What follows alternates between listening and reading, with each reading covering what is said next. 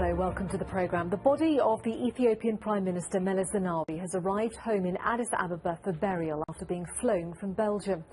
The 57-year-old died suddenly on Monday night in a hospital in Brussels. He'd been suffering from an unknown illness for 2 months. His deputy, Haile Mariam Desalegn, becomes Prime Minister until elections due in 2015. But first, the nation will mourn Prime Minister Meles, as Peter Grester reports. Meles Zenawi died in a Brussels hospital, thousands of miles from home. Earlier, the government refused to say where he was, only that he was recovering from a long illness.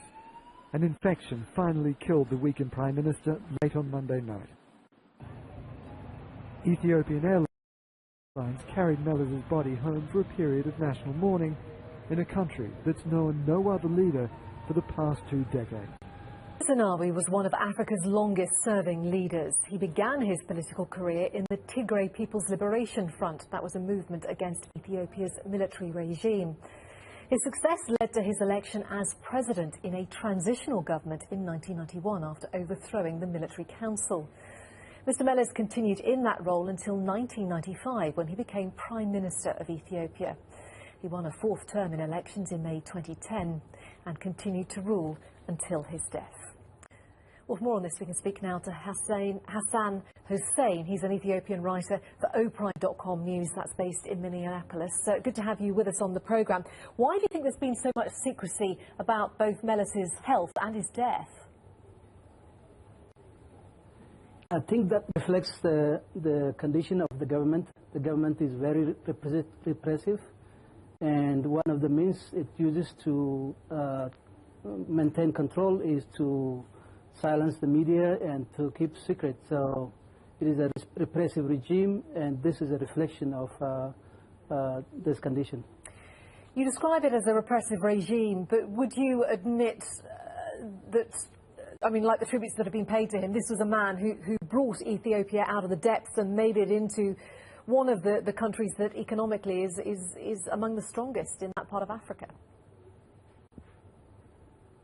I think Meles Zenawi is a man with many faces. Obviously, to his supporters, he is a masterful politician, clever person, almost a Machiavellian, who mastered the art of political deception. To his detractors, he is very repressive. He is a person who could not stand any kind of opposition, be it within his own party or outside. He is a single man after sidelining his former comrades in arms in 2001. He was the de facto leader of the country for almost 2 decades. So it depends on who you talk to. Of course, nobody can deny that under his reign, the economy has tripled, and economy is Ethiopia is today a far more powerful country economically, but politically, I think he left a huge vacuum.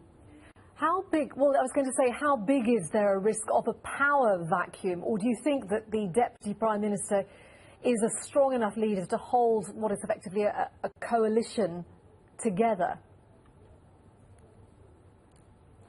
Well, the only criteria that made the Deputy Prime Minister to ascend to power is the fact that he is not Oromo, nor is he Amhara. He hails from a small minority group in the south.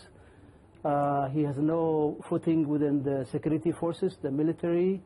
He has no discernible achievement in his previous roles. He is not a man known for any great ideas. So the only reason why he was put up there was he's malleable for the for the ruling oligarchies. Other than that, I don't think he brings a lot of credibility to the system.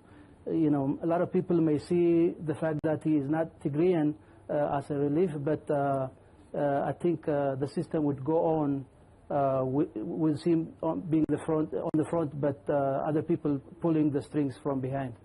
Good to talk to you. That's Hassan Hussein joining us from Minneapolis. Thanks so much for your time.